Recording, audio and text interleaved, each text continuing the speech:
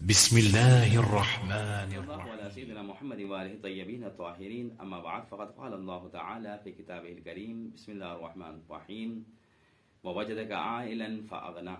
ناظرین کرام، سب سے پہلے آپ سب کی خدمت میں ملکہ بطحا ام النجبہ ام المؤمنین حضرت خدیجہ سلام اللہ علیہا کی وفات کے سلسلے سے تسلیت و تعزیت پیش کرتے ہیں.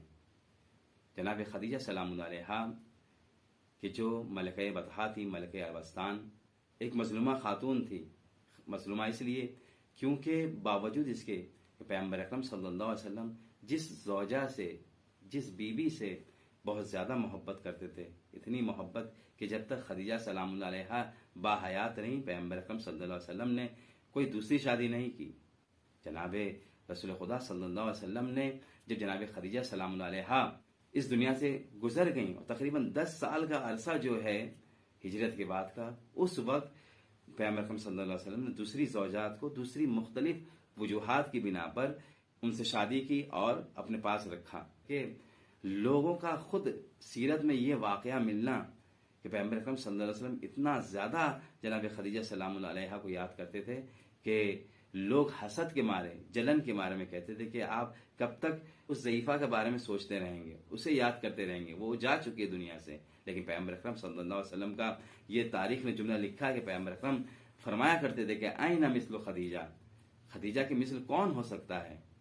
صدقتنی حین کذبنی الناس، خدیجہ وہ ہیں کہ جنہوں نے اس وقت میری تصدیق کی، میری صداقت کلمہ پڑھا کہ جب لوگ مجھے جھٹلا رہے تھے. یعنی سب سے پہلے اگر کوئی اسلام لایا ہے عورتوں میں تو جناب خدیجہ سلام اللہ علیہا کی ذات مقدس ہے. انہوں نے سب سے پہلے اسلام کو قبول کیا.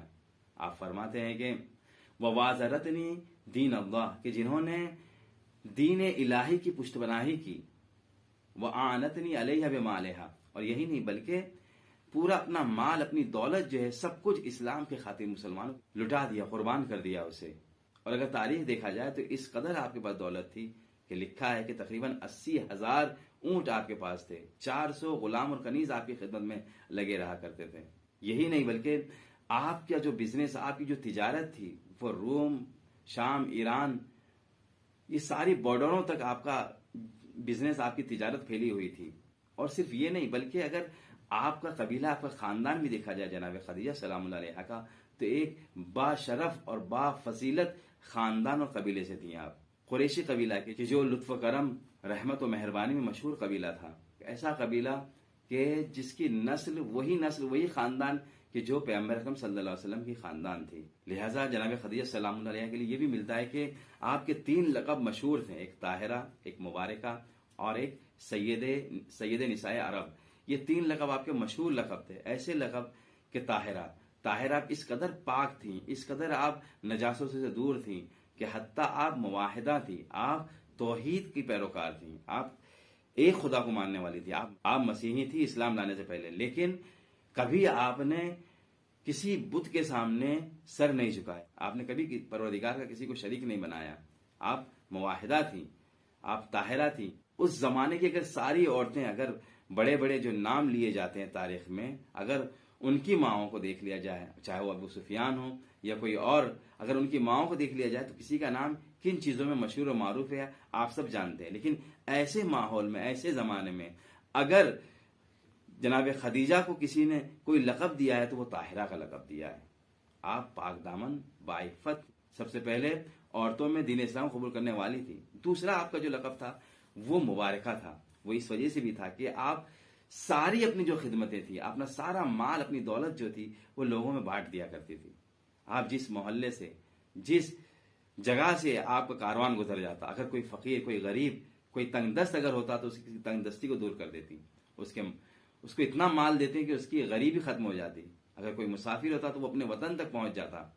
جتنے بھی اس زمانے میں جو کنویں کھودے گئے یا نخلستان آباد ہوا، سب آپ ہی کے احسانات تھے جناب خدیجہ سلام اللہ علیہا کے، کہ آپ ہی کی دولت سے، آپ ہی کے مال سے یہ سارا خرچ کیا گیا.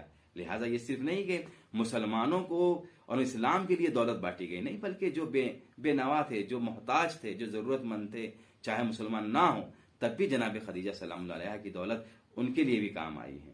بلکہ آپ نے یہ اپنے غلاموں اور کنیزوں سے یہ بھی کہہ رکھا تھا کہ جو شخص بھی گھر کے دروازے کے پاس سے گزرے اسے بھوکا اور پیاسا نہ جانے دیا جائے. لہٰذا جتنے اونٹ اونٹنی تھی اس کے دودھ سے لوگوں کو سیراب کیا جاتا تھا، انہیں پانی پلایا جاتا تھا، ان کو کھانا کھلایا جاتا تھا.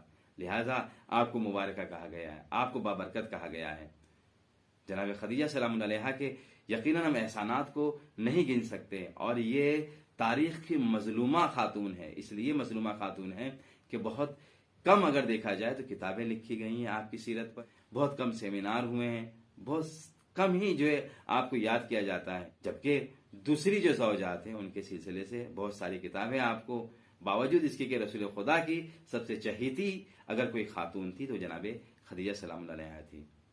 آخر پروردگار سے دعا ہے کہ پروردگار ہم سب کو ان پاک ہستیوں کا ذکر کرنے کی توفیق دے کہ جنہیں ہم اپنی محفل و مجالس میں ذکر نہیں کرتے ہیں. والسلام علیکم.